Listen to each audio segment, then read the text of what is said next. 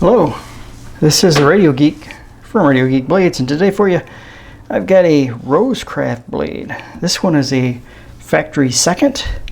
This is the Rosecraft Briar Patch jack, and the two on there is second, and then the defect is supposed to be a chip. So let's take a look at this guy. First of all, look at that. Is that not beautiful or what? Smoky gray bone, smooth bone. Well, I gotta say the transitions are smooth, the pins are smooth, the shield, it's absolutely just gorgeous. And I gotta tell you guys, I have looked this knife over and over, and I've been looking at it for 2 days off and on, and I cannot find a chip. And then I think I know what it is. It's very hard to see and so minor, and in fact, if you don't know it's there, you will probably never see it. But now I think I know where it is, and it's really, really small. And I know where it is so I can find it, but had I not really scrutinized this thing, like I say, off and on for a couple of days, I've had it, I've carried it, and I couldn't find it. And then I was outside and I was looking in the sun, and I go, oh, I wonder if that's what it is. And hopefully you'll be able to pick it up on the camera, but right here at the very bottom of the shield, and I don't know if you can see that or not, there's just the tiniest little blemish right there at the tip of that shield where it looks just a little bit white right there. And you rub your nail across it, and I can just barely feel it.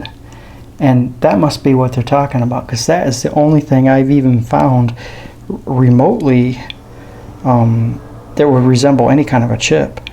But hey, I don't mind that at all. Everything else on it, I mean, even that's such a minor thing, but everything else on it is just perfect. I mean, the back spring is nice. Look at these blades. You've got the clip point blade here, the Rosecraft on the blade. I got a little bit of oil on it. I put a little oil on there, oiled up the pivots there, and it's the Andy Armstrong maker mark on that side on the clip point blade. And then this one, I really like this other blade. This is the sheep. Oh, what is it? A lamb's foot. That's a lamb's foot, I guess. Look at that blade. That is the coolest blade, or what? I really dig that blade. Andy Armstrong's maker mark there. RCT012. Rosecraft on that side. Look at that blade. I love that blade. And the pull on this is really nice too. It's not overly stiff, and it's not light. It's just right kind of where I like it.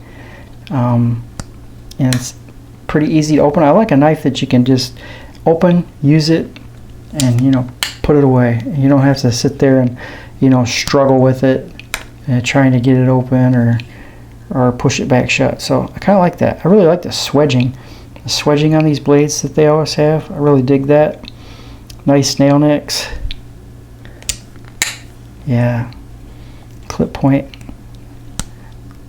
Got some nice swedging there as well. I really like that. Nice point on that too. Look at that. And these channels on these Rosecrafts, they are just squeaky clean. I didn't really have to clean it or anything. It wasn't dirty or grimy, but I just put some oil in there, kind of flushed them out a little bit, and exercised the blades a bit, make sure they're good and lubed, and just kind of polished it up a little bit with just a like a microcloth rag there, just kind of shine it up a bit. Love that shield. That smoky gray is really gorgeous. This is actually the first one that I've gotten in the smoky gray. I have not had the smoky gray in any other of their knives until this one, and man, this is just a beauty. I'm gonna have to look at getting some other models in the smoky gray later on down the road. But there's just such character in this bone. You got like a darker spot there, and just kind of the swirls and kind of cloudiness in there. The little bit of white there. Just gorgeous knife. And I really like this equal-ended, kind of like cigar-shaped knife. It's fairly substantial. I think it's about 4.5 ounces in weight, so you definitely know this is in your pocket. But I've got this pocket slip I've been carrying it in. This one I got from Last Chance Knives. I won it with some other knives in one of his giveaways, and I use it for a number of different knives, but this one, man, that fits right in there. It's perfect. And just a little squeeze, and it comes right out. And this guy's starting to get a little bit of you know, a little bit of character, a little bit of wear marks on it. So it's really starting to shape up. It's very smooth leather. I don't know what kind of leather that Ken uses, but it's really nice. I really dig it. So anyway, I just thought I'd show you this Briarpatch jack. We got it on the second sale. It must have been 3 or 4 weeks ago. But if they ever have second sales, you know, it's a good time to get some knives. I bought 3 in total, and I've got 3 knives. Let's just put it this way.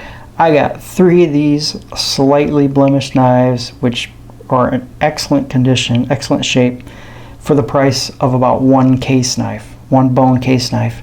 I got 3 knives. You cannot beat that. And these are just exceptional knives. I know I'm sounding like a Rosecraft fanboy. Maybe I am, but I have yet to be disappointed with their knives. So anyway, just thought I'd show you guys. Until next time, this is the Radio Geek from Radio Geek Blades.